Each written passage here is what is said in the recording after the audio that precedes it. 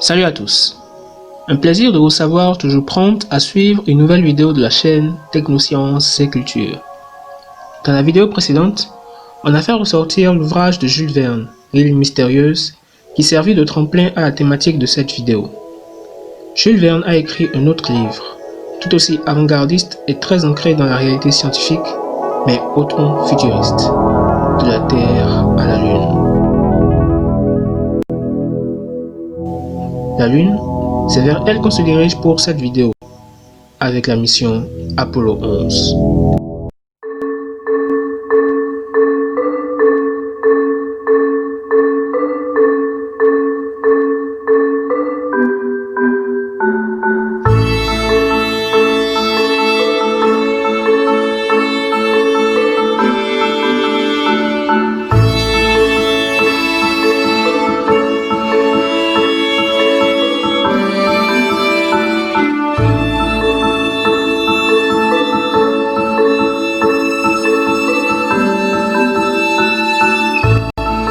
Attendez.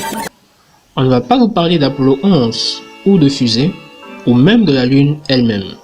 Non. On va plutôt parler d'un message de la Terre à la Lune. Ou plutôt, du Dahomey à la Lune. Oui, Dahomey, l'ancien nom de l'actuelle République du Bénin. Car, en 1969, le président en ce moment-là fut invité par les responsables de la NASA, en sa qualité de dirigeant, à rédiger un message en l'honneur de l'événement historique qui constituait un bond de géant pour toute l'humanité.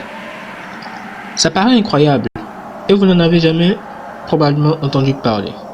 Ça fait pourtant partie de ces nombreux témoignages venant de la Terre, embarqués à bord de la mission pour être laissés sur la Lune. Et ce message rédigé par le docteur Émile Dernet-Zissou était tout autant à destination des hommes en scaphandre que de l'humanité sur Terre que cette dernière représentait sur notre satellite naturel. Laissons-nous embarquer par ce message, dans le temps et dans l'espace, à la fin des années 60, comme tout au cœur des préparatifs pour Apollo 11, ainsi qu'au Dahomey d'alors. Vous êtes prêts? C'est parti!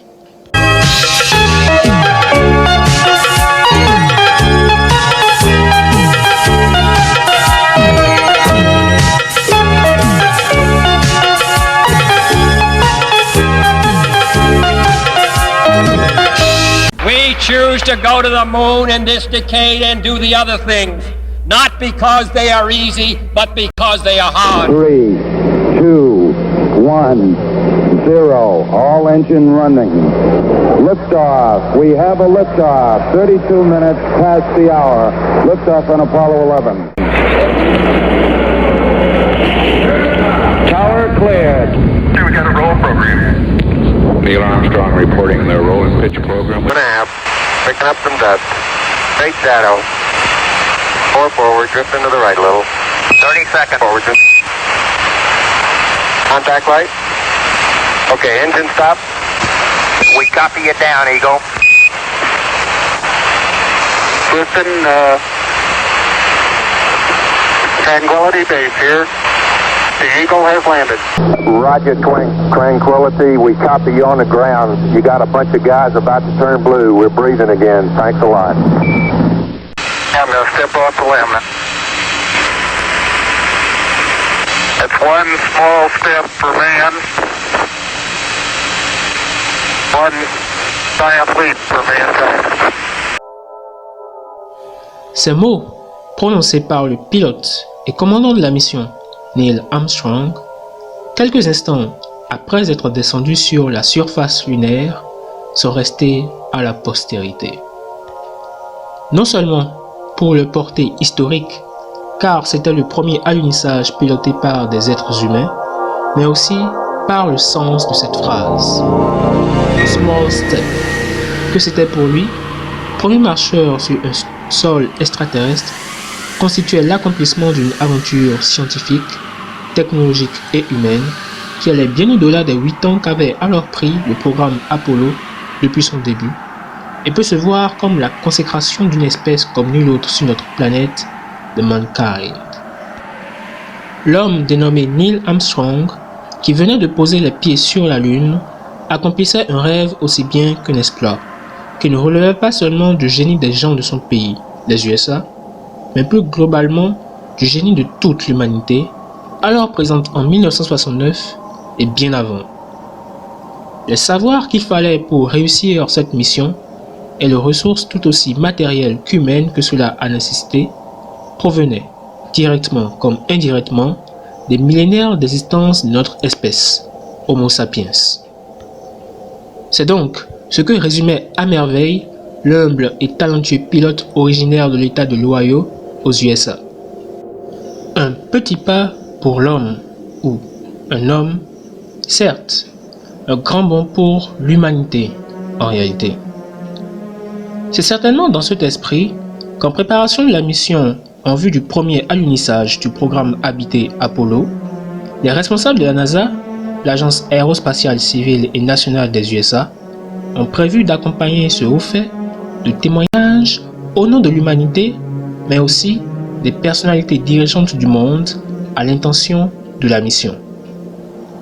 Si le programme Apollo était un projet du peuple des USA, entrepris surtout pour démontrer les capacités technologiques et organisationnelles de ce pays, dont l'hégémonie planétaire était concurrencée sur plusieurs points par un autre pays, la mission d'Apollo 11, finalité de ce programme, ne pouvait quand même pas manquer d'inclure les voix de ceux et celles qui habitent aussi la Terre, ou tout au moins les voix de leurs leaders. C'est ce qui a semblé judicieux à faire pour M. Thomas Paine, alors administrateur de la NASA. On pourra se demander pourquoi des hommes d'État devraient-ils s'exprimer au nom des citoyens, et non des citoyens eux-mêmes, hommes et femmes ordinaires. On se figure bien qu'à l'époque, il n'y avait pas d'Internet, ou même un réseau se rapprochant d'Internet, pour recueillir divers témoignages de citoyens du monde. Mais existait déjà à cette époque l'Organisation des Nations Unies, l'ONU, qui se voulait, à sa création, le creuset des peuples organisés en États-nations. Les Nations Unies comptaient donc parmi ses États membres plusieurs pays du monde, surtout les États récemment indépendants d'Afrique et d'Asie. Même si à cette époque, en 1969, l'organisation n'était pas vraiment représentative de la carte politique du monde, certains pays étant toujours colonisés et d'autres non reconnus par l'organisation, une grande partie des régions et cultures du monde y étaient quand même représentées. Pour s'exprimer au nom de ces pays, il est d'ordinaire que ce soit, sinon des ambassadeurs, alors les dirigeants même des pays membres qui y viennent. C'est certainement dans cette logique qu'à la NASA, alors qu'Internet n'existait pas encore, il fut décidé, pour donner sa dimension internationale et planétaire à Apollo 11, de demander à des dirigeants ou représentants, élus ou non, de gouvernements essentiellement reconnus par l'ONU d'alors et surtout entretenant des relations officielles avec les USA, de bien vouloir rédiger des messages d'encouragement, de bonne chance, ou juste d'exprimer leur ressenti à l'intention de la mission Apollo 11 qui verrait l'homme atteindre un monde autre que sa planète.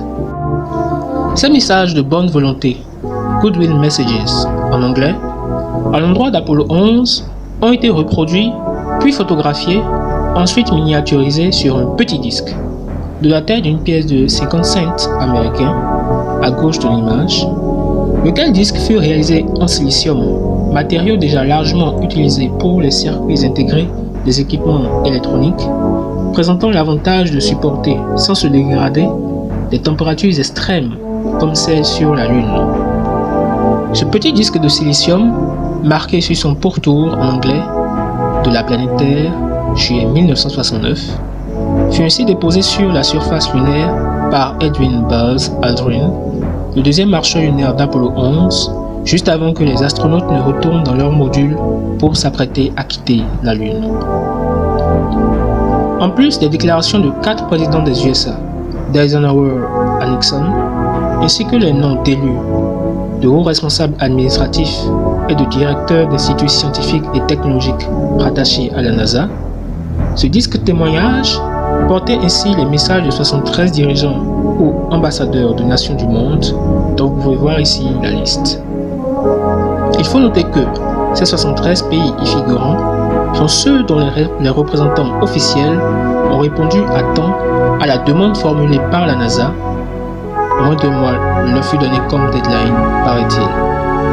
Voilà pourquoi n'y figurent pas notamment la France, l'Espagne, l'Égypte ou encore l'Algérie.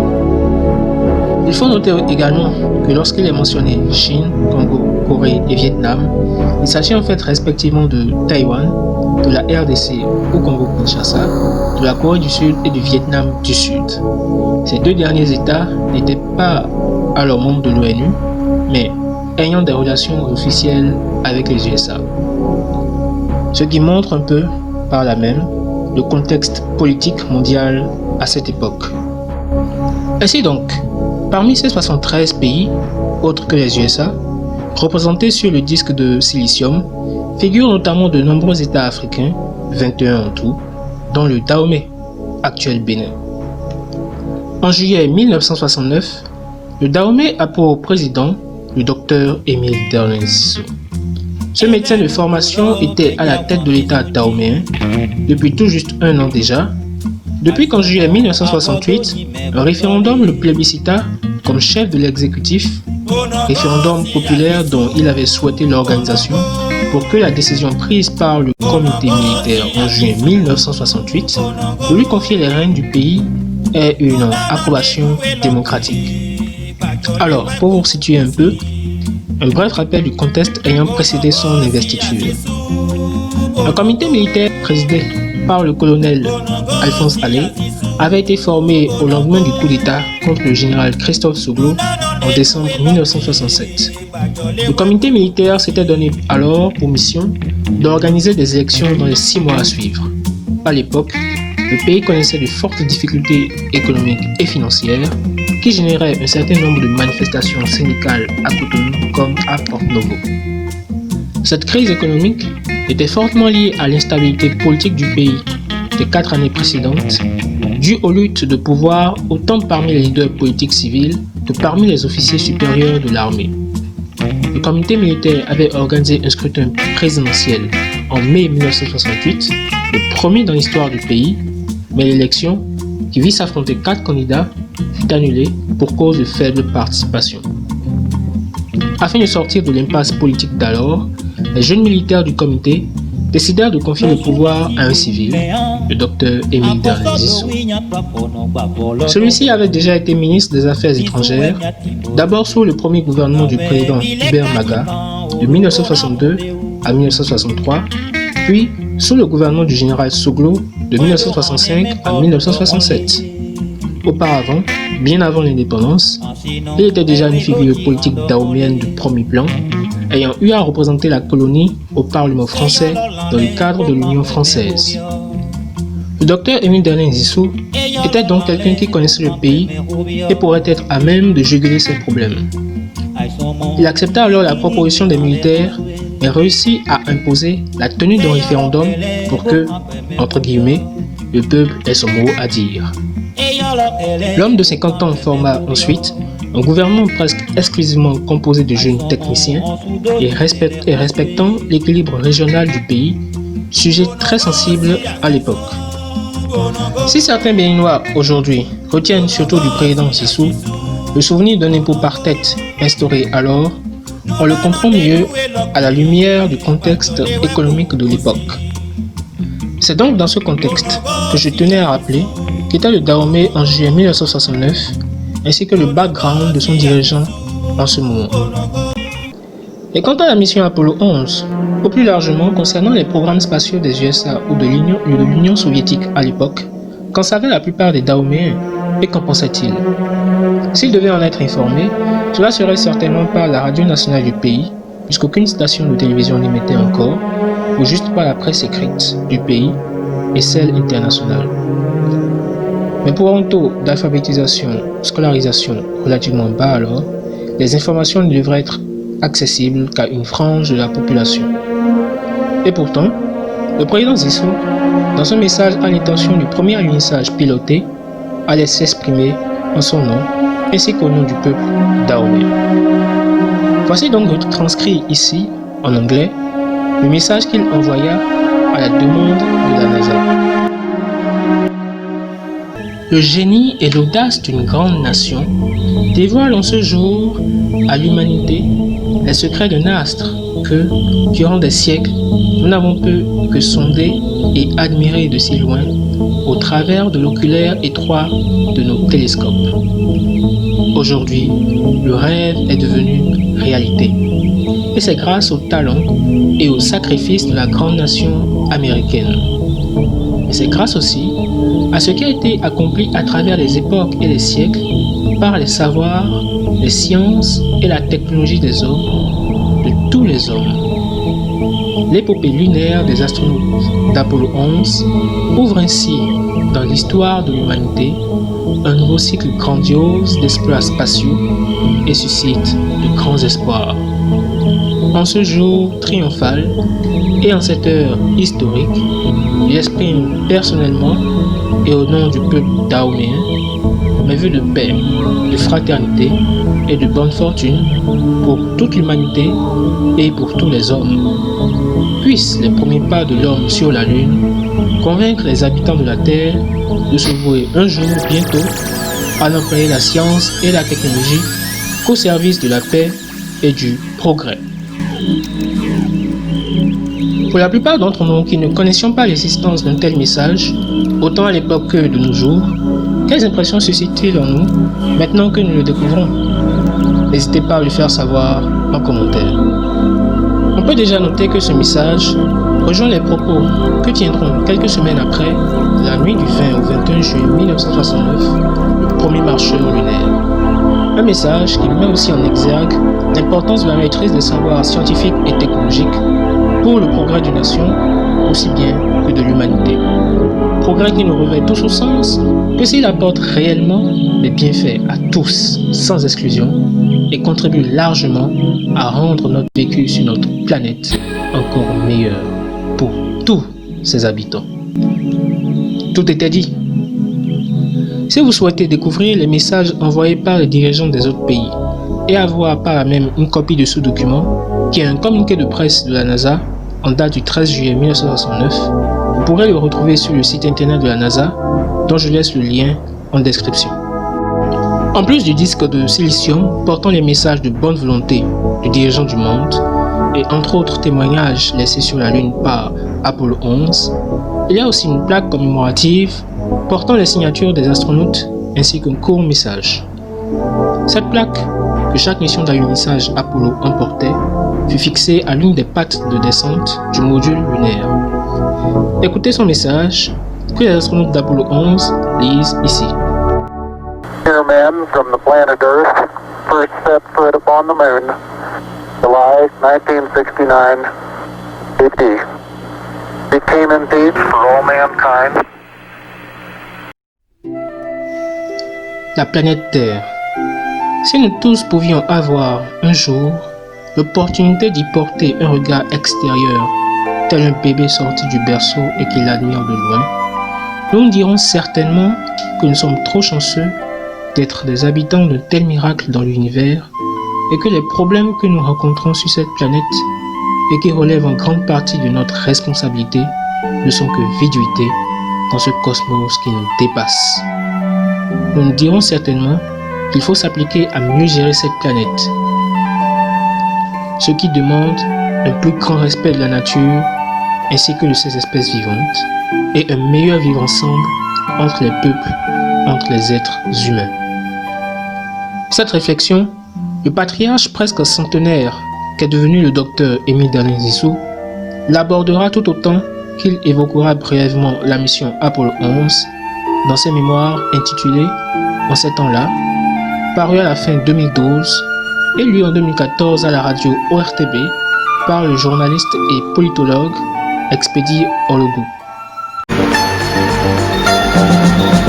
Si par bonheur quelques jeunes lisent ce livre, je voudrais qu'ils sachent que le patriotisme n'est pas inné, mais découle de l'éducation, de la formation et des exemples vécus, de l'idée que l'on se fait de sa patrie. Plus l'homme déploie son génie d'invention et de progrès matériel, et plus nous reculons et tombons dans une sauvagerie inimaginable. Certes, Il y a des avantages, du progrès, du bien-être à tirer du voyage sur la Lune, sur Mars.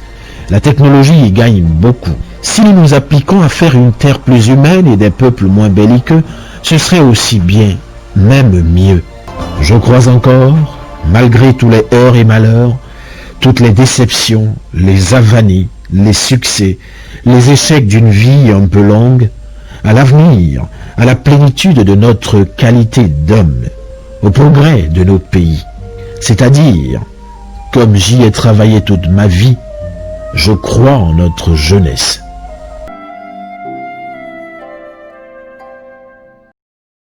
Retour en 2020. Les USA, par son agence nationale civile dédiée à l'aérospatiale, la NASA, prévoit un remake plus inclusif de la mission Apollo 11 avec la présence de femmes astronautes et d'agences spatiales internationales partenaires de la NASA. C'est le programme Artemis, actuellement en développement. Selon la timeline du programme tel rendu public, il est prévu une mission d'alunissage habité vers 2024, mais très probablement ce sera un peu retardé pour la fin de cette décennie débutante. Par ailleurs, la République populaire de Chine, par son agence spatiale nationale, la CNSA, a entrepris récemment une super mission de retour d'échantillons du sol lunaire, la mission Chang'e 5. Cette mission fait partie de missions robotisées, entreprises par l'ex-empire du milieu depuis le milieu des années 2000. À terme, la Chine prévoit une présence humaine pérenne sur la Lune pour la recherche scientifique et l'exploitation de ressources in situ. Cela passe donc par des missions habitées menées par la Chine. Mais sur le programme habité, la Chine ne se presse pas et préfère aller pas à pas et ne vise une première mission d'alunissage habité que vers le début des années 2030. Ce état des lieux pour dire que nous apprêtons à entrer dans une sorte de remix de l'ère Apollo du siècle précédent, mais plus global et diversifié que ce que le programme exclusivement entrepris par des Américains avait été. Et alors, ce ne sera plus uniquement des chefs d'État de nations du monde qui enverront des messages sur la Lune, mais à l'ère des réseaux sociaux, ce sera surtout les jeunes connectés que nous sommes qui auront, je l'espère, la possibilité de le faire. Mais ce que j'espère par-dessus tout, c'est qu'ici, dans les pays africains, nous ne nous contenterons pas de souhaiter bonne chance aux équipages effectuant les missions de ces pays les entreprenants. Si nous pouvions y participer d'une manière ou d'une autre, ce serait encore mieux. Et je pense ici à une participation active par l'élaboration d'expériences scientifiques par des chercheurs ou même des étudiants des universités nationales ou privées du continent, lesquelles expériences seront déployées lors des missions habitées. Mine de rien, c'est parce qu'une équipe universitaire suisse a vu son expérience d'étude de la composition du vent solaire être déployée en premier lors de la mission Apollo 11 que le premier drapeau à avoir été déployé ou planté sur la surface lunaire n'est pas la bannière étoilée des USA, mais plutôt la croix blanche sur fond rouge carré de la Confédération helvétique que portait l'équipement de la mission-là. Eh oui, mine de rien. J'évoque cette anecdote pour porter l'intérêt que revêt une participation à ce genre de mission spatiale. Intérêt véritable pour la possibilité de participer à la recherche scientifique internationale et aussi pour faire rêver les jeunes des pays concernés. Une manière de décrocher la vie.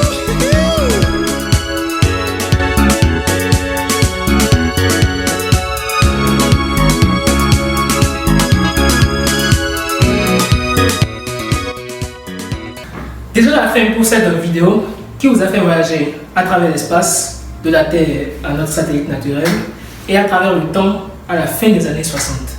J'espère que ce voyage dans l'espace-temps vous aura plu. On en profite pour faire un clin d'œil à l'équipe de Erudix. Erudix, c'est un site web d'information comme un blog ou un wiki dans le but de partager des connaissances dans divers domaines, que ce soit en santé-médecine, pour l'apprentissage de la langue anglaise ou pour la promotion culturelle, culture comme patrimoine ou comme savoir encyclopédique. Le site a mis récemment en ligne ses premières publications et je vous invite fortement à les découvrir grâce au lien qui s'affiche en bas de l'écran et que vous pourrez retrouver aussi en description de page. Erudix, c'est une équipe de jeunes rédacteurs expérimentés, principalement togolais, ayant à cœur la diffusion des savoirs. Lesquels savoirs nous devons nous approprier afin de nous en servir pour réfléchir, analyser, savoir agir, pratiquer, créer, innover et impacter autour de nous. So, long live Erudix, big up à la team. Vous connaissez la ritournelle. Pour les nouveaux débarqués sur l'île Noc 3.0, une simple formalité. Abonnez-vous. Laissez savoir vos impressions sur cette vidéo ou sur la chaîne en commentaire. Partagez les vidéos autour de vous. Parlez-en pour aider à sa visibilité, pour que les raies de lumière de Noc 3.0 irradient encore plus d'esprit et de cœur. On ne lâche pas l'affaire, l'aventure continue sur de prochaines vidéos, technosciences et culture.